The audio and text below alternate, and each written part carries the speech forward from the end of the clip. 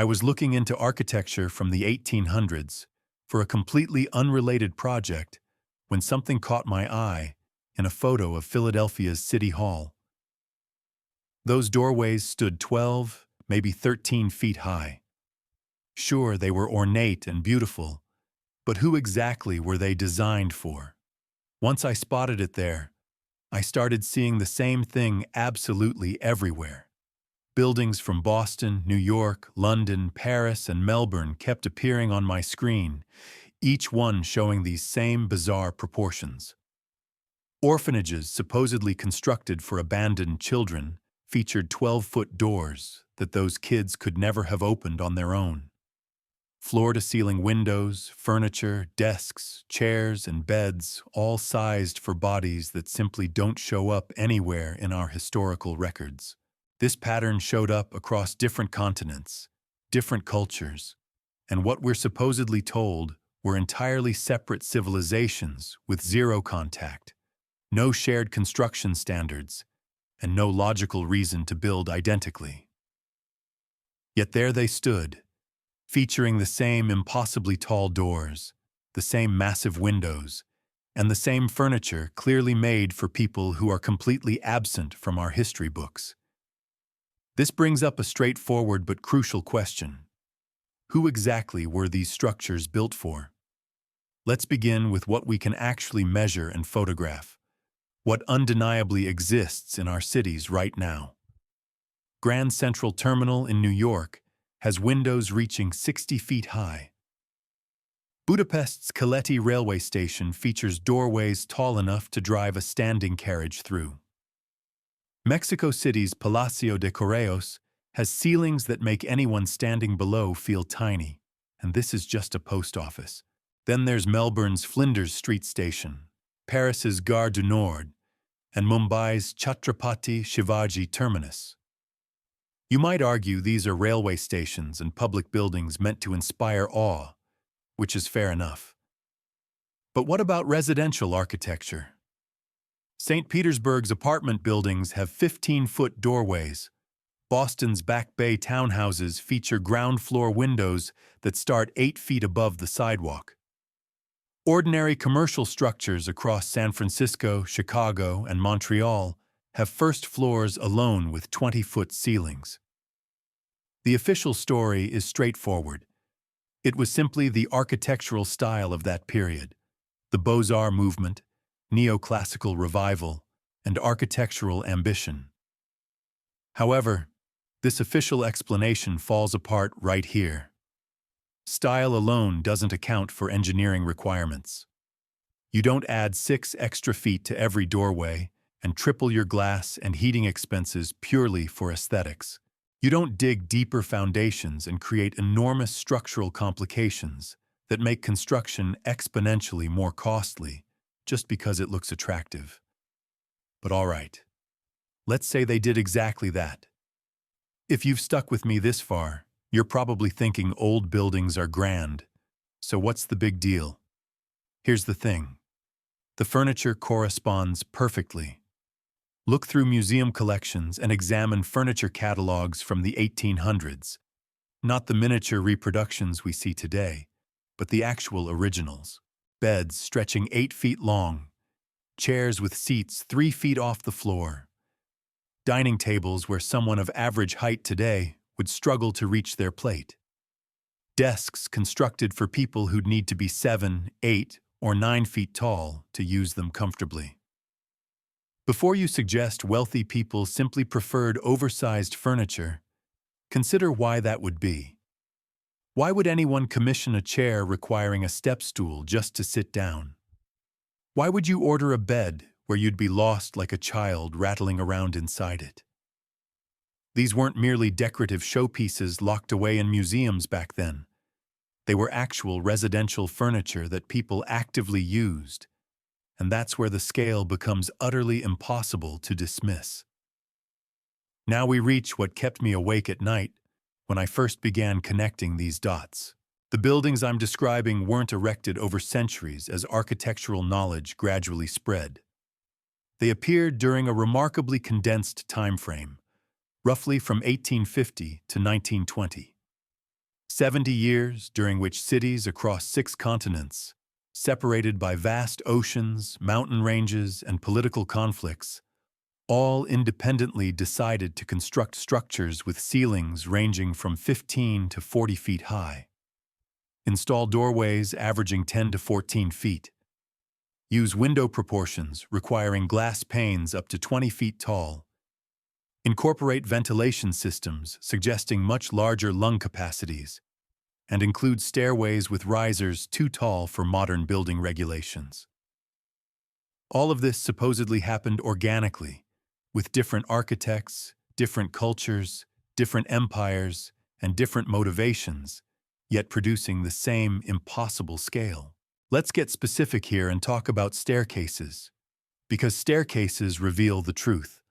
Modern building codes mandate a maximum riser height of 7.75 inches because human biomechanics don't vary significantly. Our legs are the length they are. Our stride is what it is. Yet in buildings from this 70-year period, you'll discover grand staircases featuring 12-inch risers, 14-inch risers, steps that force the average person to genuinely climb rather than simply walk up. Not in every building, though, and that's the peculiar part. You'll find normal staircases, servant staircases, back staircases, what we might consider secondary access points, and these have normal proportions with 7-inch risers and human-scale doors. But the main staircases and primary entrances were clearly built for someone else entirely. The pattern repeats with disturbing precision. Buildings featuring 2 different scales of architecture, one for whoever the structure was supposedly intended for, and one for whoever it was actually designed for. Once you recognize this, you can never stop seeing it. This is where the investigation shifts from architectural curiosity into something darker, something stranger, something that makes the silence surrounding these buildings feel less like an oversight and more like intentional erasure. Because photographs do exist, though not many. Most have been dismissed as hoaxes, carnival tricks, or fraudulent giant displays created to attract crowds at county fairs and traveling exhibitions. But the dismissal comes too rapidly, too consistently, and too completely. Let me illustrate what I mean. There's a photograph from the 1870s showing a man named Captain Martin Van Buren Bates and his wife Anna Swan, standing 7 feet 11 and 7 feet 5, respectively, according to official records. Numerous documented accounts and newspaper articles from the 1800s describe giant skeletons being discovered during construction projects, mining operations, and archaeological excavations throughout North America. 7 feet, 8 feet, 9 feet, sometimes even larger. The articles describe these discoveries in considerable detail. Many accounts mention the skeletons being sent to institutions for study, and then absolutely nothing. The Lovelock Cave discoveries in Nevada from 1911 featured remains measuring between 8 and 10 feet, which were explained away, reburied, with records going silent.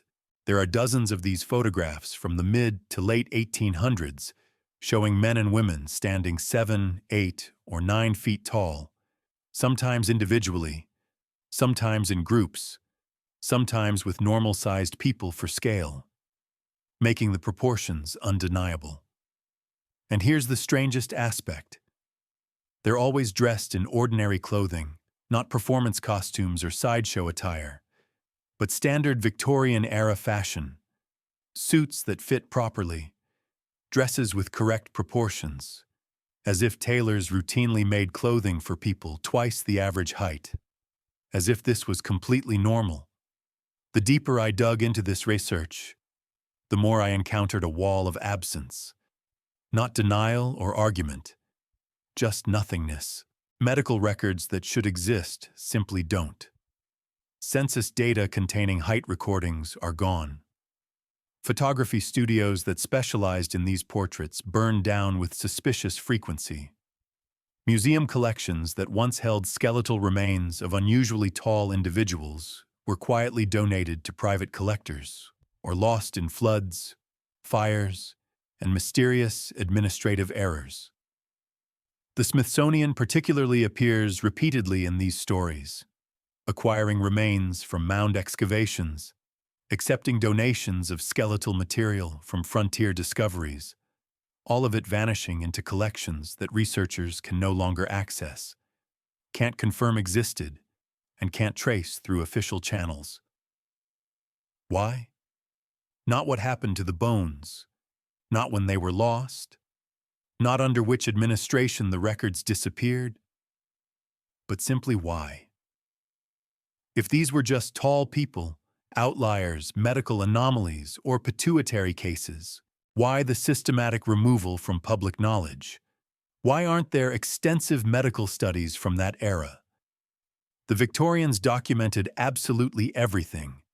They measured skulls, catalogued physical specimens, and created vast archives of human biological variation. Yet for people consistently measuring over 7 feet tall, appearing in photographs across decades and continents, there's only silence, deafening silence. Let's discuss what happened next, or more accurately, what didn't happen. Around 1920, the construction of these impossibly scaled buildings just stops completely. We transition abruptly, without any documented architectural movement or manifesto, to human-scaled construction. The Art Deco period begins, and suddenly buildings feature 8-foot ceilings, 6.5-foot doorways, and normal windows. The official explanation cites economic efficiency, the Depression, and changing tastes. But that doesn't explain the uniformity of this change. Architectural movements don't function like that. They evolve gradually with transition periods and experimental phases. You'd expect to see buildings from the 1920s and 30s retaining some of the old scale and grand proportions, especially in wealthy areas where cost wasn't an issue. Instead, we see complete standardization to smaller dimensions worldwide and simultaneously, as if the people those buildings were designed for simply weren't there anymore. And around the same time, from the 1890s through the 1920s, those photographs of unusually tall individuals stop appearing. The traveling exhibitions shut down, the medical documentation ceases, and the newspaper accounts of giant skeletons discovered in mound excavations, so common in the 1880s, dry up completely by 1925, not gradually but abruptly. This raises another straightforward but critical question. Did they die out? Were they killed? Did something happen between 1890 and 1920 that removed an entire subset of the human population from public life so thoroughly that within a single generation we forgot they existed? Or did we choose to forget? There's one more piece of evidence that haunts me: building maintenance records from the early 20th century. Not the construction records, those are mostly gone or inaccessible, but the modification records, the receipts and invoices for alterations made to these grand structures as they were converted for modern use. Doorways lowered, false ceilings installed, window panes replaced with smaller units, staircases rebuilt with additional landings to reduce riser height. Thousands of buildings across dozens of cities, all modified in identical ways, all within the same 30-year window. The invoices exist, the contractors exist, the before and after photographs exist. What doesn't exist is any explanation for why these modifications were necessary.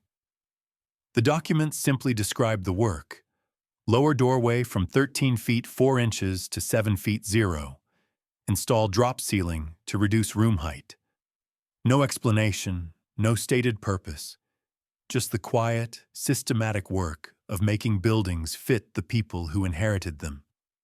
Because that's what this was, wasn't it? Inheritance. We didn't build these structures.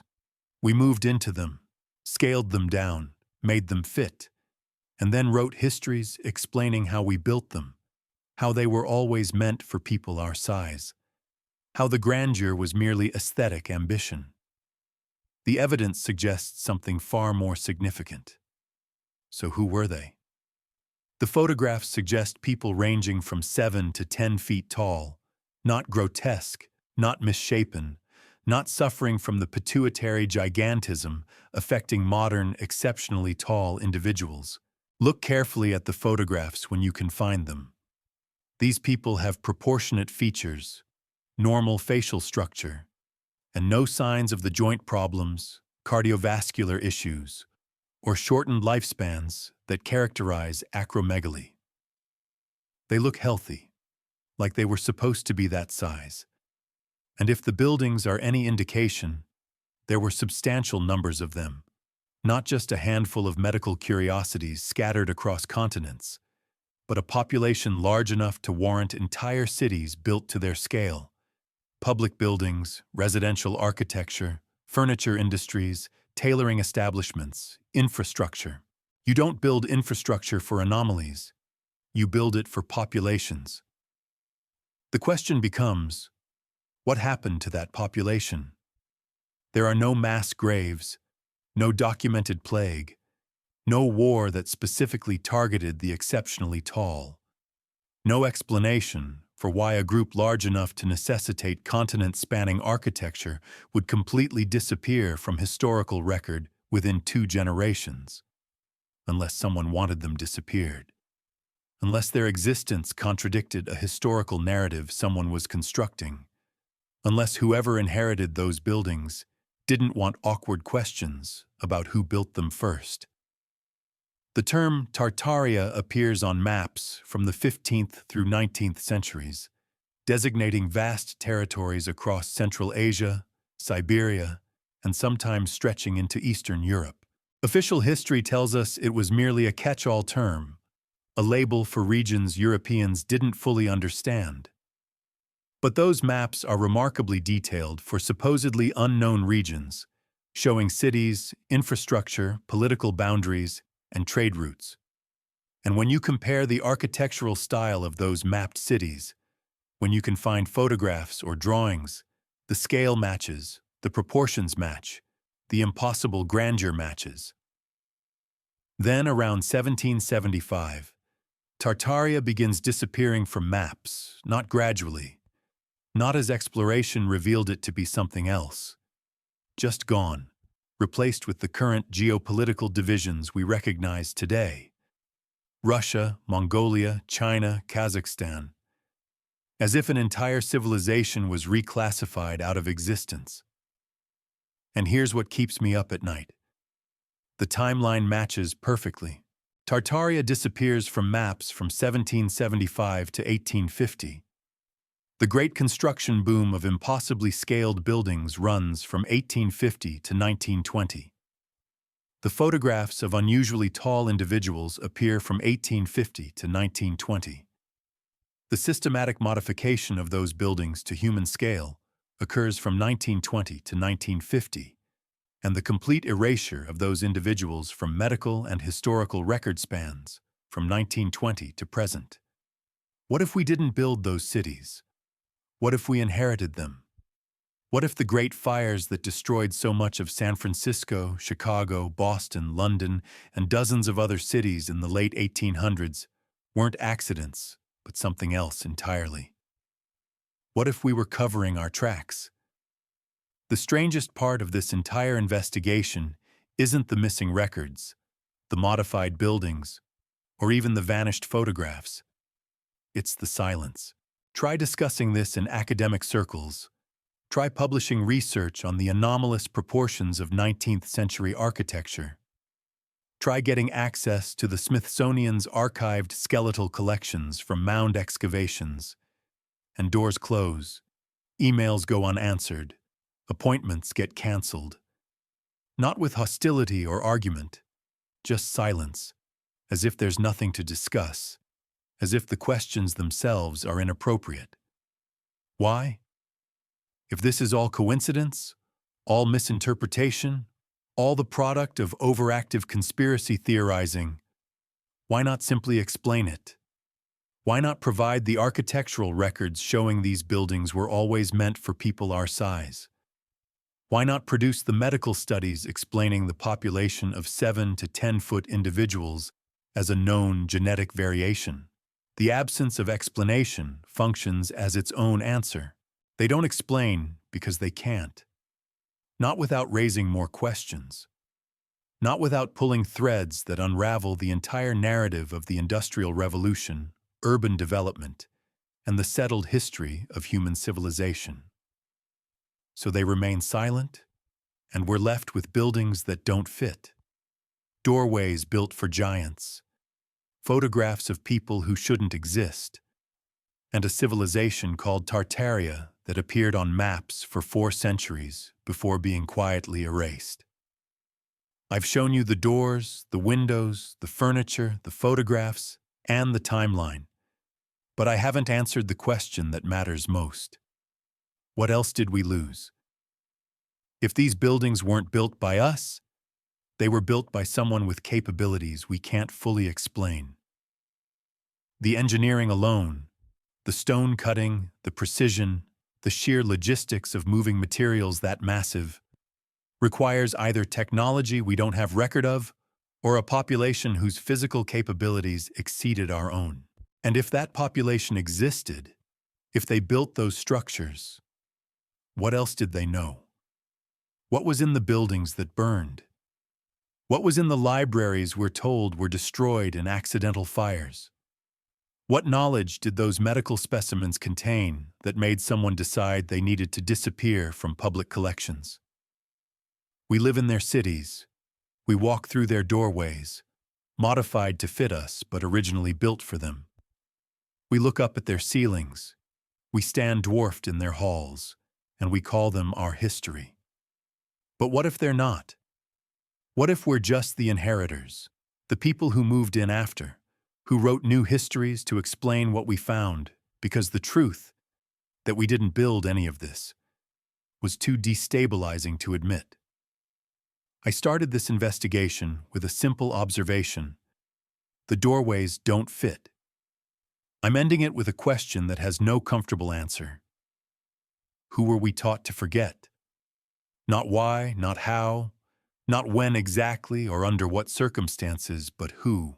Because somewhere in the gap between those towering doorways and our standardized 8-foot ceilings, between the photographs of 7-foot-tall Victorians and the complete absence of such individuals today, between maps showing Tartaria and maps showing its absence, somewhere in that gap is a population that built infrastructure for themselves and then vanished so completely that we inherited their world and called it our own.